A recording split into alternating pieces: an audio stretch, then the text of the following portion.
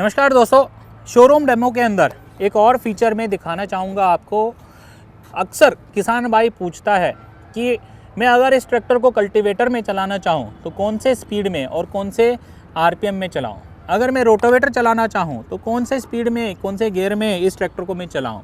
तो बहुत सारे प्रश्न पूछते हैं, तो आपको जवाब देने में मुश्किल होता है। अभी नहीं होगा, क्योंकि पावर ट्रैक ट्रैक्टर के अंदर हम एक स्पेशल एप्लीकेशन सिलेक्शन चार्ट दे रहे हैं, जिसकी वजह से किसान के हर सवाल का जवाब आप झटपट और सही तरीके से दे सकते हो।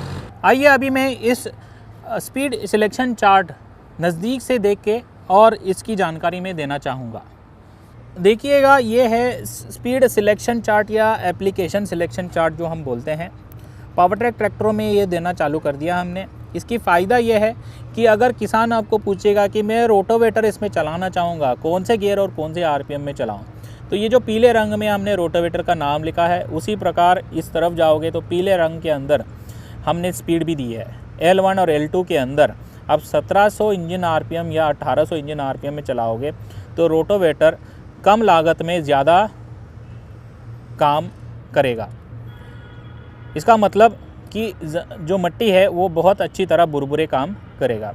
अगर किसान पूछेगा मैं प्लाऊ चलाऊँ, एमबी प्लाऊ, तो कौन से स्पीड में चलाऊँ, तो आप L3 में चला सकते हो 1500 से 1600 के आरपीएम के बीच में। ऐसा नहीं है कि जब एमबी प्लाऊ बोल रहे हैं L3 है तो L3 में ही चलाना है, आप L4 भी ट्राई कर सकते हो। हाँ, अगर मिट्टी, यहाँ लिखा हुआ भी है मिट्टी में नमी ज़्यादा है, हाँ मिट्टी हल्का है, तो L4 में भी चल जाएगा।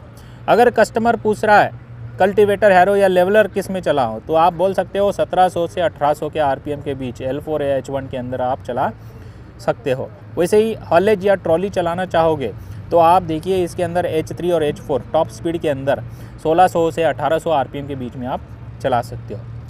इसका बोलने का मतलब ये है कि इस जो रिकमेंडेड स्पीड, गियर स्पीड और आरपीएम में चलाओगे तो कम लागत के अंदर ज़्यादा आउटपुट आपको प्राप्त होती है।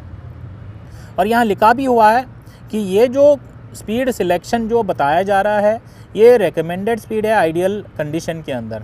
आप अलग गियर, अलग आरपीएम भी सिलेक्ट कर सकते हो, मगर ध्यान रहे इंजन की आरपीएम कम से कम गिरे, हाँ, और ट्रैक्टर ना दबे, उस प्रकार से गियर सिलेक्शन और आरपीएम सिलेक्शन आप करेंगे तो वो सही रहता है।